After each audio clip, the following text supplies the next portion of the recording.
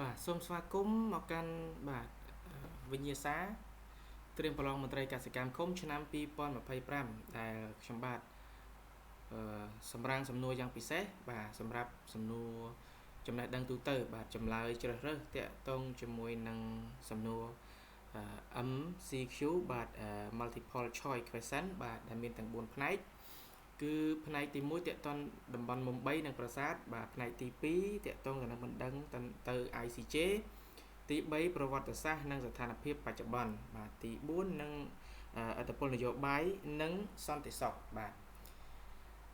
នេះគឺជាបាទទាំង4ផ្នែកដែលខ្ញុំបាន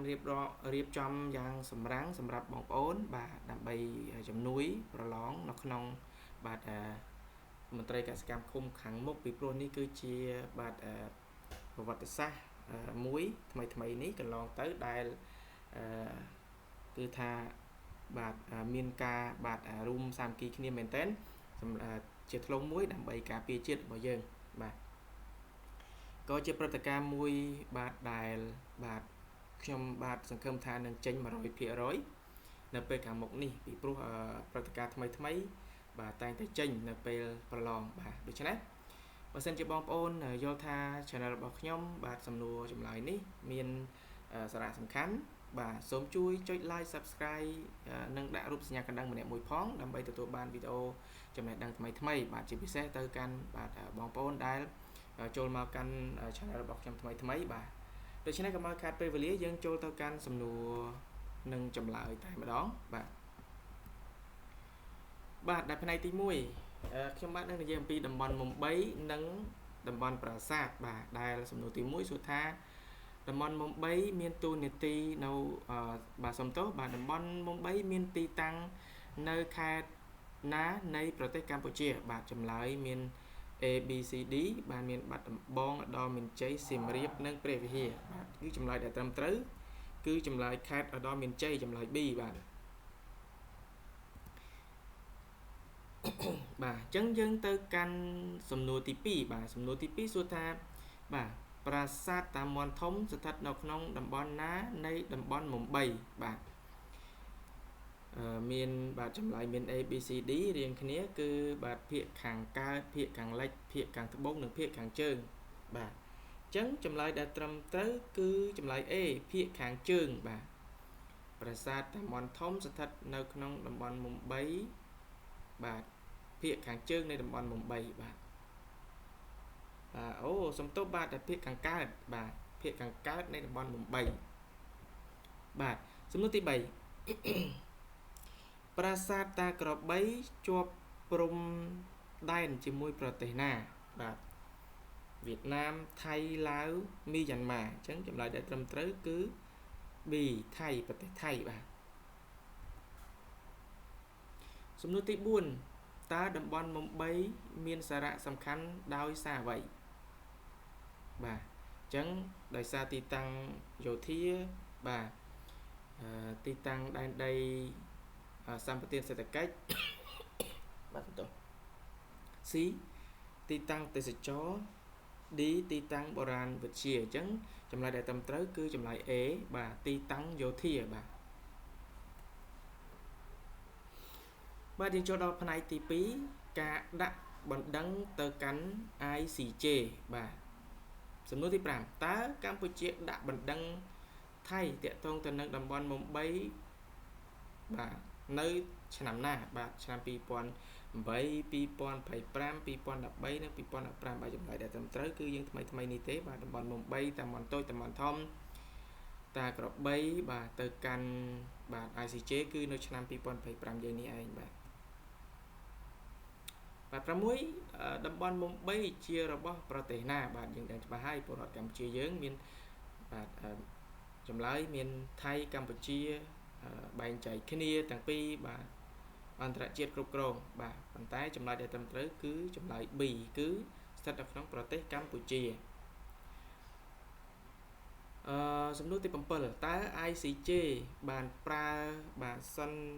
សន្ធិសញ្ញាណាដើម្បីសម្រាប់ក្តីរបស់កម្ពុជាថៃបាទចម្លើយ A B C D បាទសន្ធិសញ្ញាទីក្រុងប៉ារីសឆ្នាំ1991សន្ធិសញ្ញាឆ្នាំ 1907 រវាងបារាំងសៀមបាទ C សន្ធិសញ្ញាអាស៊ាន D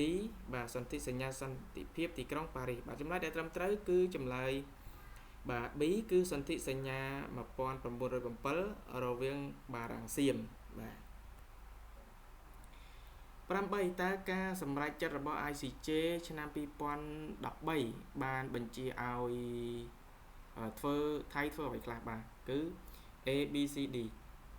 ទូទាត់សំណងបាទដកកងទ័ពចេញពីតំបន់បាទ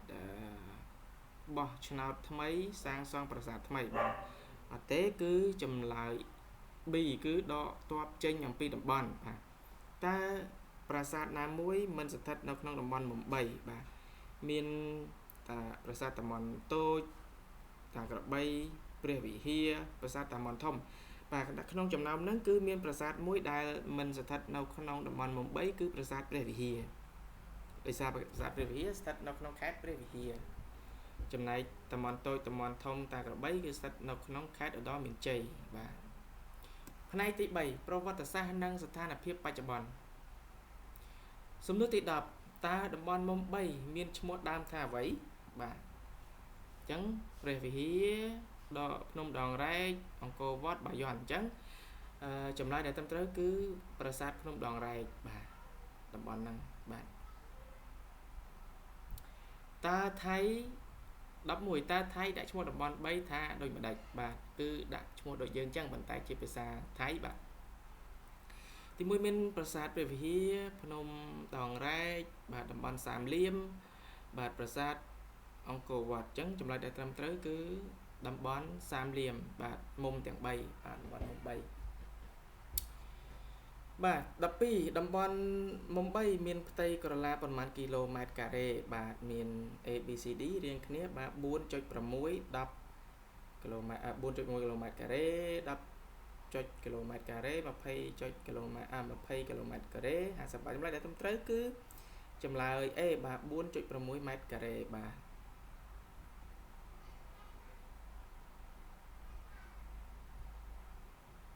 បាទផ្នែកទី4បាទផ្នែកទី4ឥទ្ធិពលនយោបាយនិងបាទសន្តិសុខ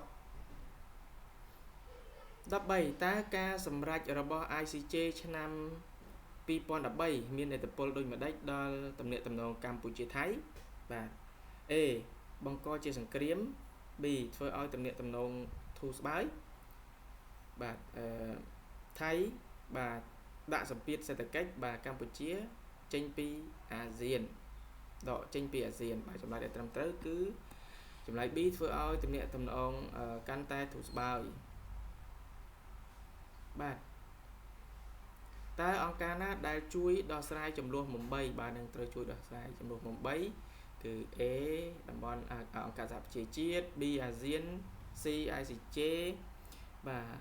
D អង្គការពាណិជ្ជកម្មពិភពលោកបាទចម្លើយដែលត្រឹមត្រូវគឺ C ICJ បាទ15តើតំបន់មុំ3ស្ថិតនៅជិតភ្នំជួរភ្នំដ៏សំខាន់ណាមួយបាទគុំណាចម្លើយមានភ្នំដងរែកគូលែនភ្នំបូកនិងព្រះវិហារចម្លើយដែលត្រឹមត្រូវគឺភ្នំបាទដងរែកបាទចម្លើយ A 16តើប្រាសាទតាម៉ុនធំសាងសង់នៅសតវត្សណាបាទ A សតវត្សទី6 B សតវត្សទី10ដល់12 C សតវត្សទី15 D សតវត្សទី18បាទចម្លើយដែលត្រឹមត្រូវគឺចម្លើយ B សតវត្សទី10ដល់12បាទដោយប្របាទណាបាទដោយប្របាទជើងវ៉ាន់ទី7បាទនេះបាទ17តើកម្ពុជាបានបើកអាសនៈទីហ៊ានបាទអន្តរជាតិដល់តំបន់មុំ3នៅឆ្នាំណាបាទឆ្នាំ2000ចម្លើយមាន4ដែរបាទ2011 2013 2015 2017បាទចម្លើយដែលត្រឹមត្រូវគឺ2017បាទសំណួរចម្លើយយ៉ាងសង្ខេប17ចំណុចនេះសូមខ្ញុំសង្ឃឹមថានឹងជួយបងប្អូនបានច្រើននៅក្នុងការប្រឡងមន្ត្រីកសិកម្មឃុំនៅពេលខាងមុខនេះបាទដើម្បីលើកទឹកចិត្តដល់ខ្ញុំបាទបើយល់ថាមានសារៈសំខាន់សូមជួយចុច like subscribe ម្នាក់មួយផងបាទមិនជាខាតអ្វីទេបាទបងប្អូនបាទហើយសូមកុំភ្លេចចុចសញ្ញាកណ្ដឹងដើម្បីទទួលបានវីដេអូថ្មីៗពីខ្ញុំបាទបន្ថែមទៀតខ្ញុំបាទសូមអធិស្ឋានអភ័យទោសសម្រាប់ការ ខុសឆ្គងនៅកន្លែងណាមួយដែលមិនសមរម្យបាទហើយសូមអធិស្ឋានអភ័យទោសចាំជាចុងក្រោយសូមជូនពរអស់លោកលោកស្រីទាំងអស់ជួបតែនឹងពុទ្ធពរ4ប្រការអាយុវណ្ណៈសុខៈនិងពលៈកំបីគ្លៀងឃ្លាតឡើយសូមអរគុណសូមជម្រាបលា